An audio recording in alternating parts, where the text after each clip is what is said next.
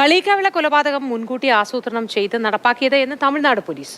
ഒന്നാം പ്രതി സജിയും രണ്ടാം പ്രതി സുനിൽകുമാറും മൂന്നാം പ്രതി പ്രദീപ് ചന്ദ്രനും ദിവസങ്ങൾക്ക് മുൻപേ കൊലപാതകം ആസൂത്രണം ചെയ്തു. സുനിൽകുമാറിന്റെ കാറിലാണ് ഇവർ എത്തിയതെന്നും പോലീസ് പറഞ്ഞു. വിവരങ്ങളുമായി ജിബിൻ ചേരുന്നു. Jibin, good morning. ഈ ആസൂത്രണം ഏതൊക്കെ തരത്തിലായിരുന്നു എന്നത് സംബന്ധിച്ച വിവരങ്ങൾ എന്തെങ്കിലും പോലീസിന്റെ ഭാഗത്ത് നിന്ന് നമുക്ക് ലഭിക്കുന്നുണ്ടോ? മൂത്തി ഇയാളുടെ ദീപുവിൻ്റെ കൊലപാതകവുമായി ബന്ധപ്പെട്ട് ഇപ്പോൾ തമിഴ്നാട് പോലീസ് 3 പേരെയാണ് നിലവിൽ പ്രതി ചേർത്തിട്ടുള്ളത്. കൊലപാതകം നടത്തിയ അമ്പിളി, അതുപോലെ തന്നെ ആസൂത്രകനായിട്ടുള്ള തിരുവനന്തപുരം പാറശാല സ്വദേശിയായിട്ടുള്ള ഈ സുനിൽകുമാർ രണ്ടാം പ്രതി, അതുപോലെ മൂന്നാം പ്രതി ഇന്നലെ കസ്റ്റഡിയിൽ എടുത്തിട്ടുള്ള പ്രദീപ് ചന്ദ്രൻ, ഇയാളെ ഇപ്പോൾ റിമാൻഡ് ചെയ്തിട്ടുണ്ട്. ഈ 3 പേർക്കാണ് കൊലപാതകത്തിൽ നേരിട്ട് പങ്ക് എന്നാണ് തമിഴ്നാട് പോലീസ് ഇപ്പോൾ പറയുന്നത്. അമ്പിളിയുടെ മൊഴിപ്രകാരം ഈ സുനിൽകുമാർ കൊടുത്ത കൊട്ടേഷനിലാണ് ഇയാളെ കൊലപ്പെടുത്തിയതെന്നാണ് പോലീസ് പറയുന്നത്. പക്ഷേ അമ്പിളിയുടെ മൊഴിയൊന്നും തന്നെ പോലീസ് ഇതുവരെയും ഈ അറസ്റ്റ് രേഖപ്പെടുത്തി 3-ാം ദിവസമാണെങ്കിൽ പോലും അമ്പിളിയുടെ മൊഴി ഇതുവരെയും പോലീസ് പൂർണ്ണമായി വിശ്വാസ്യതയിൽ എടുത്തിട്ടില്ല. കാരണം രണ്ടാം പ്രതി സുനിൽകുമാറിനെ ഇതുവരെയും പോലീസിനെ കണ്ടെത്താനായിട്ടില്ല. ഇയാൾ കേരളത്തിലുണ്ടെന്നുള്ള നിഗമനത്തിൽ കഴിഞ്ഞ കുറച്ച് ദിവസങ്ങളായി കേരളം കേന്ദ്രീകരിച്ചാണ്, പ്രത്യേകിച്ച് കേരള തമിഴ്നാട് അതിർത്തി കേന്ദ്രീകരിച്ചാണ് ഇയാൾക്ക് വേണ്ടിയിട്ടുള്ള തിരച്ചിൽ നടത്തിക്കൊണ്ടിരുന്നത്. പക്ഷേ ഇയാളെ കണ്ടെത്താനാകാത്തത് കൊണ്ട് തന്നെ തമിഴ്നാട്ടിലേക്ക് കൂടി ഇന്ന് തമിഴ്നാട് പോലീസ് ഈ ഒരാൾക്ക് വേണ്ടിയിട്ടുള്ള തിരച്ചിൽ വ്യാപിപ്പിച്ചിട്ടുണ്ട്. എന്തായാലും പോലീസിൻ്റെ നിഗമനപ്രകാരം ഇയാളെ ഈ ഒരു കൊലപാതകം ഏകദേശം ദിവസങ്ങൾക്ക് മുൻപ് തന്നെ ഈ ഒരു കൊലപാതകം ആസൂത്രണം ചെയ്തിരുന്നു എന്നാണ് പോലീസിൻ്റെ ഇപ്പോഴത്തെ കണ്ടെത്തൽ. കാരണം ഈ പ്രതിയായിട്ടുള്ള രണ്ടാം പ്രതി സുനിൽകുമാർ, ഒന്നാം പ്രതി അമ്പിളി, അതുപോലെ തന്നെ കഴിഞ്ഞ ദിവസം അറസ്റ്റ് ചെയ്തിട്ടുള്ള പ്രദീപ് ചന്ദ്രൻ, ഇവർ 3 പേരും ഈ കൊലപാതകത്തിന് 3 ദിവസം മുൻപ് സുനിൽകുമാറിൻ്റെ കാറിൽ ഈ കൊലപാതകം നടന്ന സ്ഥലത്ത് കളിയിക്കാവിളയ്ക്ക് സമീപമുള്ള ഒറ്റമരം എന്ന സ്ഥലത്ത് ഇവർ 3 പേരും എത്തിയതിനുള്ള തെളിവ് പോലീസ് ശേഖരിച്ചിട്ടുണ്ട്. ഈ കൊലപാതകം നടന്നതിന് സമീപത്തുള്ള കടയിൽ നിന്ന് ശേഖരിച്ച CCTV ദൃശ്യങ്ങളിൽ നിന്നാണ് ഇവർ അവിടെ എത്തിയ കാര്യം പോലീസിന് വ്യക്തമായത്.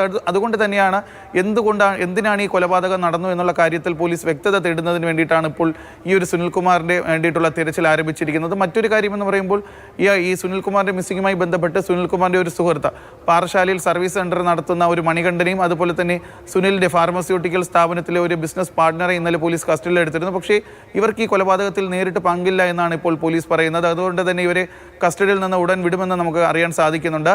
കാരണം ഇയാൾക്ക് ഈ സുനിൽകുമാർ അവസാനമായി ബന്ധപ്പെട്ടിരുന്നത് ഇന്നലെ അറസ്റ്റ് ചെയ്ത് റിമാൻഡ് ചെയ്ത പ്രദീപ് ചന്ദ്രനെയാണ്. അതുപോലെ തന്നെ ഇയാൾ പോകുന്നതിന് മുമ്പ് ഇയാളുടെ സുഹൃത്തുക്കളെയും കണ്ടിരിക്കാമെന്നുള്ള ഒരു നിഗമനം പോലീസിനുണ്ടായിരുന്നു. അതുകൊണ്ട് തന്നെയാണ് ഇവരെയും കസ്റ്റഡിയിൽ എടുത്തത്. എന്തായാലും സുനിൽകുമാറിന് വേണ്ടിയിട്ടുള്ള തിരച്ചിൽ ഇപ്പോൾ പോലീസ് ഊർജിതമാക്കിയിരിക്കുകയാണ്. ജിബിൻ, പണം അപഹരിക്കൽ മാത്രമല്ല കൊലപാതകത്തിന്റെ പിന്നിലുള്ളത് എന്ന് വേണോ നമുക്ക് ഈ സംഭവത്തിൽ നിന്ന് മനസ്സിലാക്കാൻ? പോലീസ് അത് സംബന്ധിച്ച് എന്തെങ്കിലും വിവരങ്ങൾ നൽകുന്നുണ്ടോ?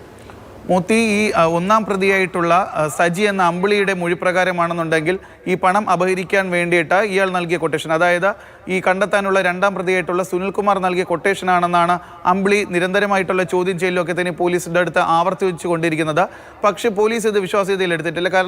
കാരണം ഇയാളുടെ കാറിൽ, ദീപുവിൻ്റെ കാറിൽ ഉണ്ടായിരുന്നത് കേവലം 10 ലക്ഷം രൂപ മാത്രമാണ്. ഇതിൽ 7.5 ലക്ഷം രൂപ ഇയാളുടെ അമ്പിളിയുടെ വീട്ടിൽ നിന്ന്, മലയത്തുള്ള വീട്ടിൽ നിന്ന് കണ്ടെത്തുകയും ചെയ്തിരുന്നു. പക്ഷേ 10 ലക്ഷം രൂപയ്ക്ക് വേണ്ടി ഇവർ എന്തിന് ഇയാളെ കൊലപ്പെടുത്തണമെന്നാണ് പോലീസ് ചോദിക്കുന്നത്. കാരണം ഇയാളുടെ കൈവശം ഉണ്ടായിരുന്ന കാറിന് തന്നെ അതിന് ഇരട്ടിയോളം വിലയുണ്ട്. അതുകൊണ്ട് അതുമാത്രമല്ല, ഇദ്ദേഹത്തിൻ്റെ കൈവശം ഉണ്ടായിരുന്ന സ്വർണം, മാല, അത്തരത്തിലുള്ള സാധനങ്ങളൊന്നും തന്നെ ഇതുവരെയും ഇപ്പോഴും ഇയാൾ മിസ്സിംഗ് ആയിട്ടുണ്ട് എന്ന് നമുക്ക് പറയാൻ സാധിക്കും. ഈ സാധനങ്ങളെല്ലാം തന്നെ മൃതദേഹത്തിലുണ്ടായിരുന്നു, ഇയാളുടെ സ്വർണവും മറ്റു കാര്യങ്ങളൊക്കെ തന്നെ. അപ്പോൾ അത്തരത്തിൽ പണം അപഹരിക്കാൻ വേണ്ടിയിട്ടുള്ള ഒരു കൊലപാതകമായിരുന്നുവെങ്കിൽ ഈ സ്വർണ്ണമൊക്കെ തന്നെ ഇവർ കൊണ്ടുപോയിരുന്നു. പക്ഷേ അത്തരത്തിലുള്ള സംഭവങ്ങളൊന്നും ഉണ്ടായിട്ടില്ല. ഈ വാഹനത്തിലുണ്ടായിരുന്ന 10 ലക്ഷം രൂപ മാത്രമാണ്. അത് കൊലപാതകം എന്തിനാണ്, അത് പണം അപഹരിക്കാൻ വേണ്ടി നടത്തിയ ഒരു കൊലപാതകമാണെന്ന് വഴിതിരിക്കാൻ വേണ്ടി ഇവർ ചെയ്ത ശ്രമമാണോ എന്ന് പോലീസ് സംശയിക്കുന്നു. കാരണം ഈ ആൾക്ക് ഈ കേസുമായി ബന്ധപ്പെട്ട് കൊട്ടേഷൻ കൊടുത്തു എന്ന് പറയുന്ന സുനിൽകുമാറിന് ഇത്തരത്തിൽ 10 ലക്ഷം രൂപ കിട്ടേണ്ട അത്യാവശ്യമൊന്നും തന്നെ അയാളുടെ ബിസിനസ്സുമായി ബന്ധപ്പെട്ട് ഇല്ല എന്നാണ് പോലീസ് കണ്ടെത്തിയിരിക്കുന്നത്. അതുകൊണ്ട് തന്നെ പണം അപഹരിച്ചെടുത്തത്, ഈ വാഹനത്തിലുണ്ടായിരുന്ന 10 ലക്ഷം രൂപ അപഹരിച്ചെടുത്തത് ഈ കേസിൻ്റെ ദിശ മാറ്റിവിടാൻ വേണ്ടിയിട്ട് ഇവർ